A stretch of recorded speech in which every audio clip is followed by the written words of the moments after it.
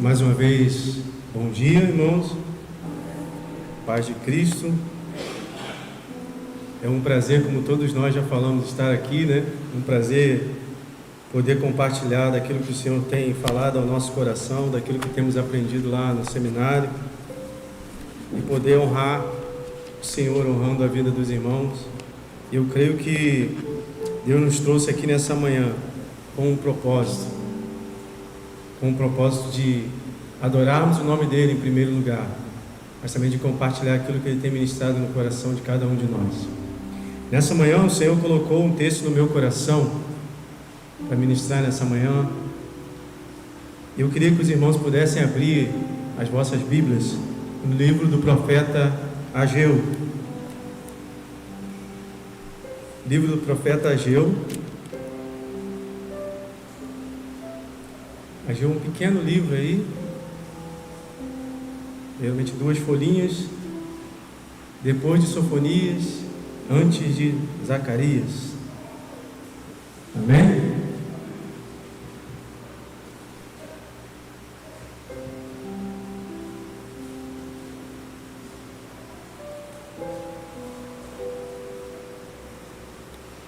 Profeta Ageu. Ele é pequenininho, né? Você passa uma folha e passou. Voltou. Guardar os irmãos aí. Para ficar mais fácil, vai lá no Novo Testamento, Mateus, vai voltando para o Antigo, que você vai achar Ageu aí. Amém? Todos acharam? Amém? Ageu, capítulo 2. Eu vou ler apenas um versículo. Ageu 2, versículo 9. Depois a gente vai comentar um pouquinho sobre esse livro de Ageu. Ageu 2, versículo 9, amém? Diz assim, é um texto bastante conhecido. A glória deste novo templo será maior do que a do antigo, diz o Senhor dos Exércitos. E neste lugar estabelecerei a paz, declara o Senhor dos Exércitos. Queria repetir esse versículo com os irmãos. A glória deste novo templo será maior do que a do antigo, diz o Senhor dos Exércitos. E neste lugar estabelecerei a paz, declara o Senhor dos Exércitos. O Everton estava falando que foi a primeira vez que ele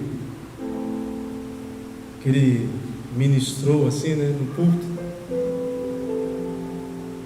A gente tem ministrado em alguns lugares, mas confesso aos irmãos que aquele frio na barriga está sempre presente, né? Eu até brincava com o Everton, imagina pregar lá pastor Neucia, complicado.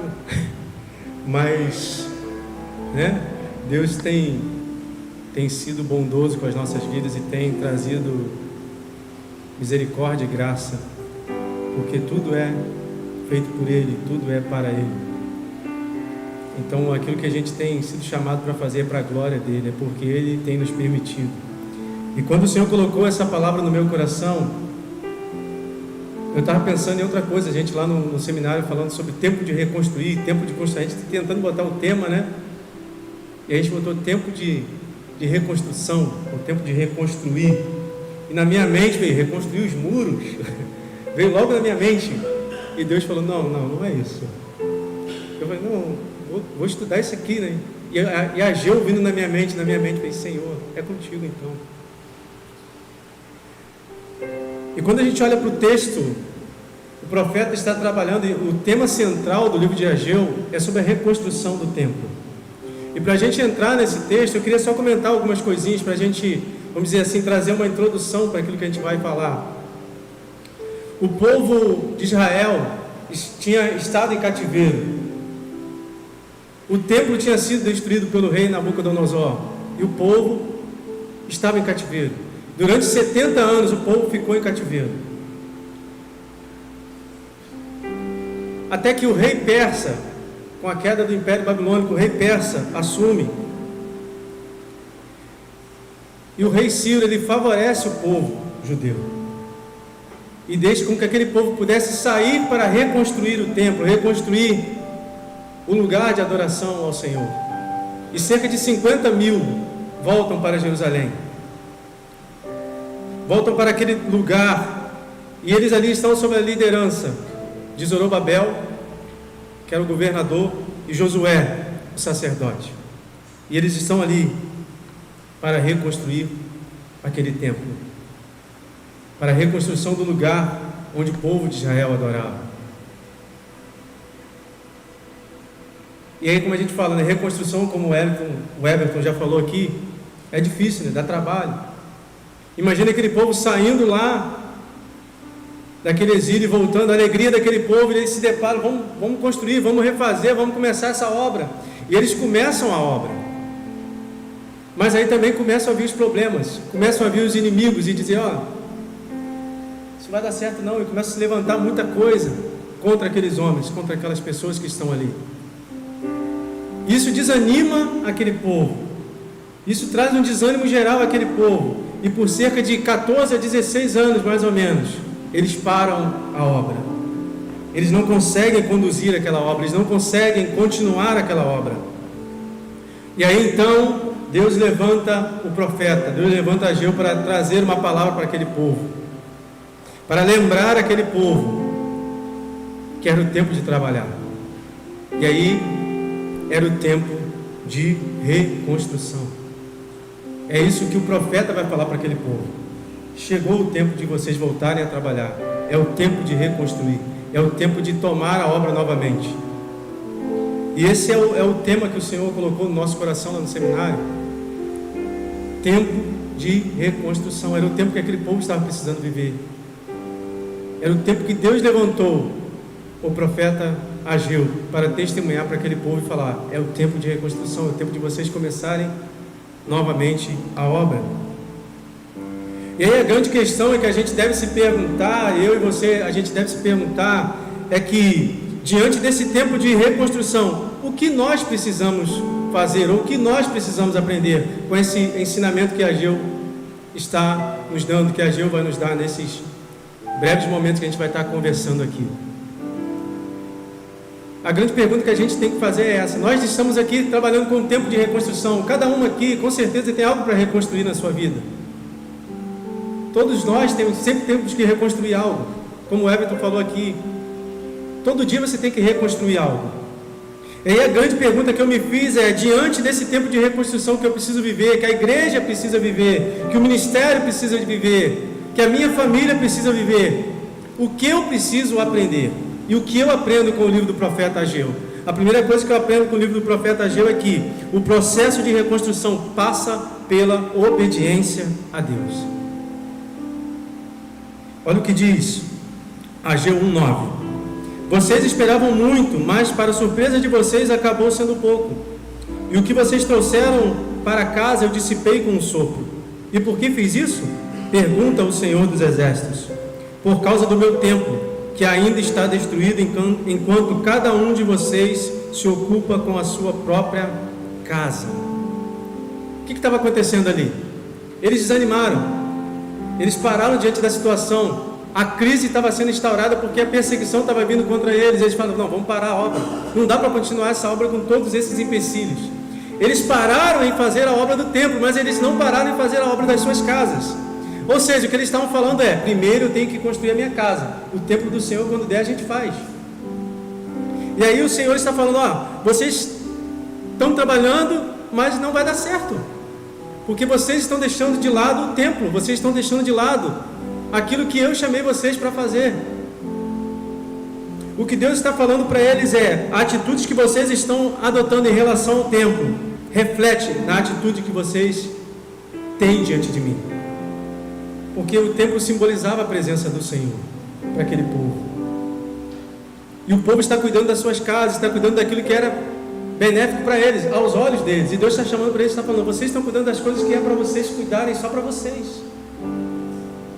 Enquanto a minha casa está sendo deixada de lado, ou seja, enquanto eu estou sendo deixado de lado, vocês estão querendo cuidar das suas próprias vidas e estão esquecendo do principal, que é cuidar da minha casa.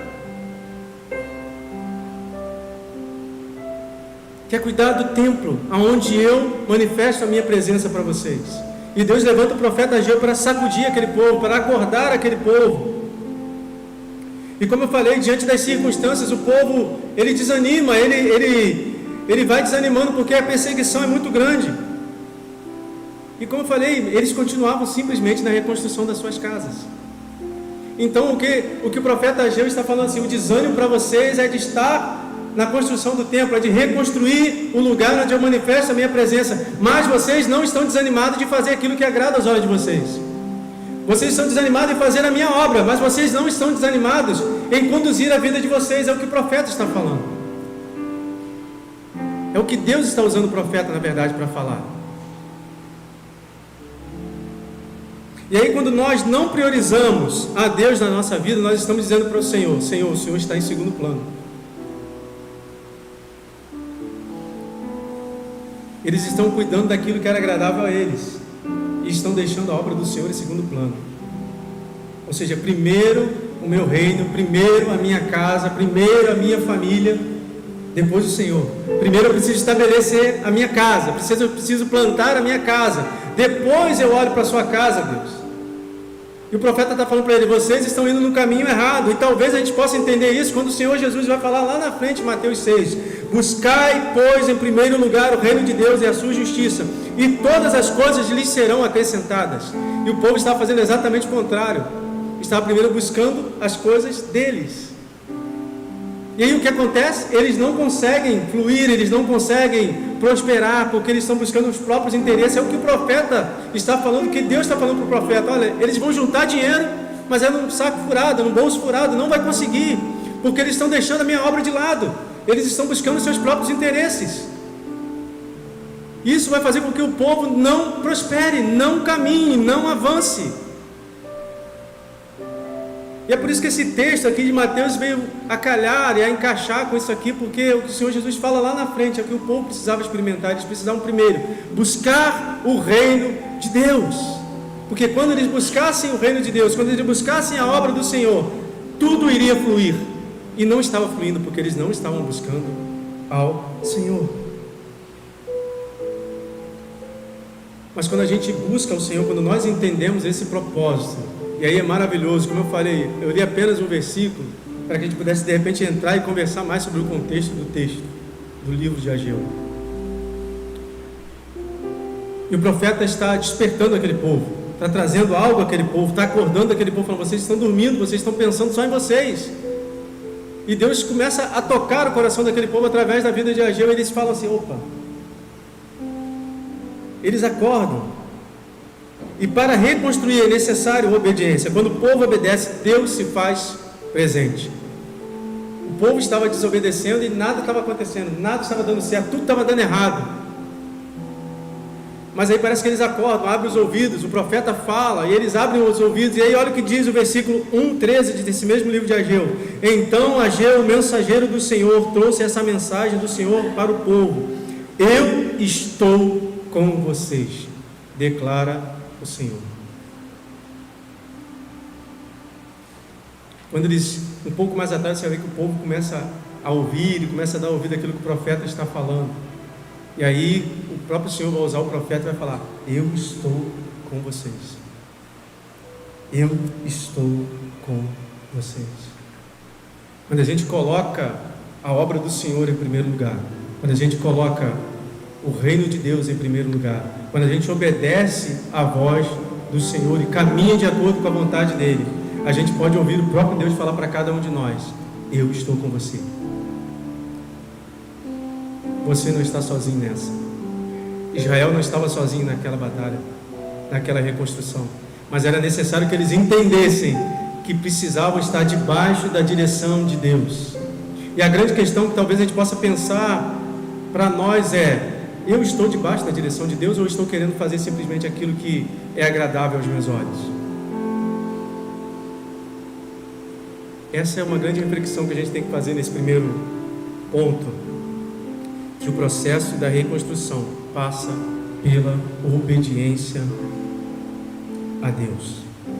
Segunda coisa que eu aprendo com o livro de Ageu é que a reconstrução não é só material, mas precisa ser principalmente espiritual.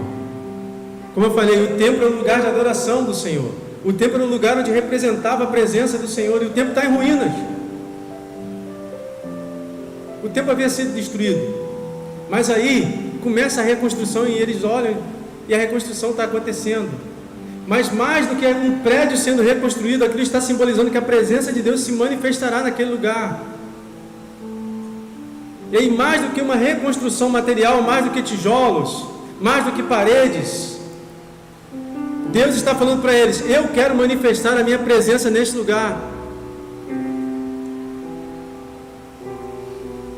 Olha o que diz Esdras 3:12. Mas muitos dos sacerdotes, dos levitas e dos líderes de famílias mais velhos, que tinham visto o antigo templo, choraram em voz alta quando viram o lançamento dos alicerces desse templo. Muitos, porém, gritavam de alegria. O que acontece? Os mais velhos tinham visto aquele templo, tinham visto a glória do templo de Salomão. Aquele templo era maravilhoso. Eles olham aquele templo e eles falam: nossa, isso aqui nem se compara com o templo de Salomão. Eles começam a chorar. Por quê? Porque os olhos deles estavam simplesmente voltados para aquilo que era natural. Eles não estavam vendo além. Eles estavam vendo um pequeno prédio que estava sendo construído. Nossa, esse prédio nem se compara com o templo de Salomão. E eles começam a chorar porque eles tinham visto a glória daquele primeiro templo. E assim como os anciãos de Israel, nós temos a mesma tendência de olhar com os olhos naturais. A gente olha e olha assim: poxa, olha isso, olha como era antes, olha como está agora. Olha como isso era antes, olha como está agora. E Deus está falando para cada um de nós nessa manhã: continue, não desanime, continue, não desanime. A obra é minha e eu estarei com vocês. Mas eu preciso ser obediente e entender que eu não posso simplesmente olhar o natural, aquilo que os meus olhos estão vendo, mas eu tenho que olhar o espiritual, aquilo que Deus está programando lá na frente. Mas a gente tem que fazer tudo diante da vontade do Senhor. Mas a gente quer às vezes queimar etapas, né? A gente quer ver a coisa acontecer primeiro antes de obedecer. A gente quer ver o templo pronto antes de construir. A gente quer ver a coisa lá na frente, nossa, cheio de glória, cheio de maravilha, mas eu não quero ter trabalho.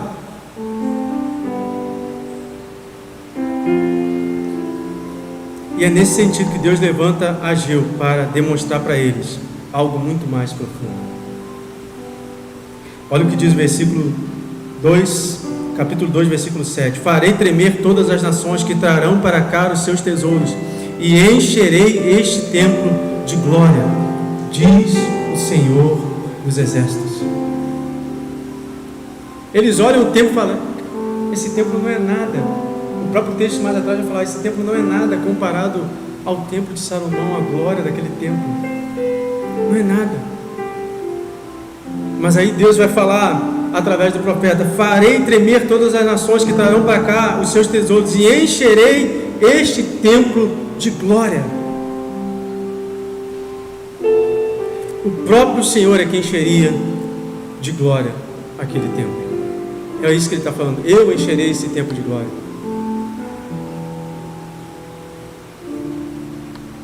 Assim como o povo de Israel, Deus quer nos reconstruir espiritualmente nesses dias. Ontem mesmo lá na igreja a gente estava sendo ministrado, e a palavra que a irmã trouxe ontem, cara, uma palavra de reconstrução. Se a gente não... E ela falava sobre como a gente tem deixado de lado a palavra do Senhor, como a gente tem deixado de lado aquilo que o Senhor tem a nos ensinar com a palavra. Então é um tempo de reconstrução para cada um de nós nesses dias. É um tempo de conhecermos mais o Senhor. É um tempo de realmente nos lançarmos na obra que o Senhor tem nos chamado para fazer, mas com obediência, crendo na visão espiritual que Ele tem para cada um de nós, para aquilo que a gente precisa fazer para o reino, não para nós mesmos. Sabe por quê? Porque Deus é o arquiteto de tudo.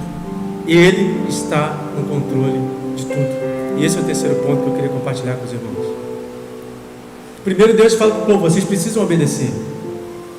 Segundo, Ele fala: vocês precisam deixar de olhar o natural. E terceiro, Ele vai falar: eu estou com vocês, eu estou no controle de tudo. Filipenses 2,13 diz: porque Deus é o que opera em vós, tanto o querer como o efetuar, segundo a sua boa vontade. Deus estava no controle de todas as coisas. Nada tinha fugido do controle de Deus. Deus continuava sendo Deus naquele lugar, e Deus continuava no controle de tudo naquele lugar. Deus alerta o povo, Deus encoraja o povo, e Deus também faz a promessa de estar com o povo. Deus alerta, Deus encoraja, mas Deus não deixa aquele povo sozinho. Eu estou com vocês, vocês não estão sozinhos.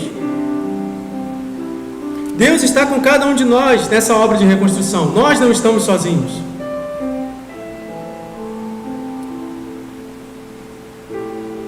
Nós não estamos sozinhos. Ele tem uma obra a ser realizada. Ele tem uma obra a ser realizada em cada um de nós. Mas é preciso, e aí eu falo para mim mesmo, é preciso que eu acorde. Sabe, Deus tem uma obra para cada um de nós. Mas é preciso que eu acorde. É preciso que eu compreenda aquilo que Deus tem para fazer na minha vida. É preciso que eu compreenda o que Deus tem para fazer na minha igreja.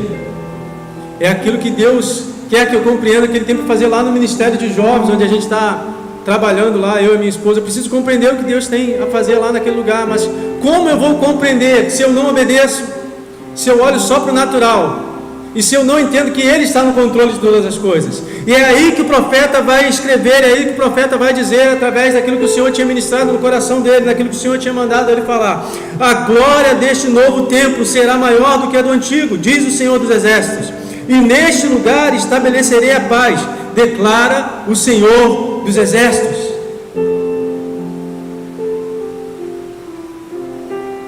Era necessário que eles obedecessem. Era necessário deixar de lado o natural, entender que Deus estava no controle, e aí ouvir do Senhor: a glória desta segunda casa será maior do que a primeira. Mas pensa comigo, se você ia pensar a mesma coisa que de repente aquele povo pensou: como assim? O templo de Salomão era grandioso, como eu falei, tinha paredes douradas, era algo sobrenatural, vamos dizer assim. Era muito grande, muito lindo, muita riqueza. E aí eu ouvi uma palavra do Hernando Dias Lopes que eu achei muito interessante. Ele falando que a glória daquela segunda casa seria maior do que a primeira, porque lá, naquele segundo templo, mesmo sendo embelezado depois por Herodes, o Senhor Jesus pisou naquele lugar. Eu achei, cara, que fantástico. O próprio Deus em carne pisou naquele segundo templo. Então a glória da segunda casa será maior do que a da primeira. O próprio Senhor está conosco, amém? O próprio Espírito Santo hoje, nós como templos do Espírito de Deus, Ele está dentro de nós.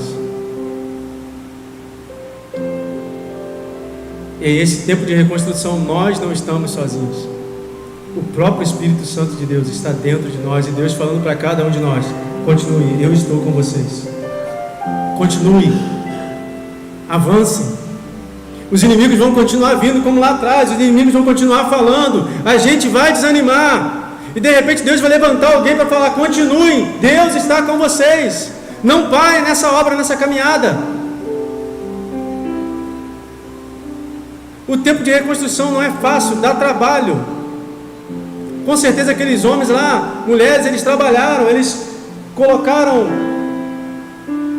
os alicerces, eles começaram a levantar as paredes. Era difícil, era trabalhoso, mas Deus estava continuamente falando para eles: trabalhem, trabalhem, trabalhem, eu estou com vocês.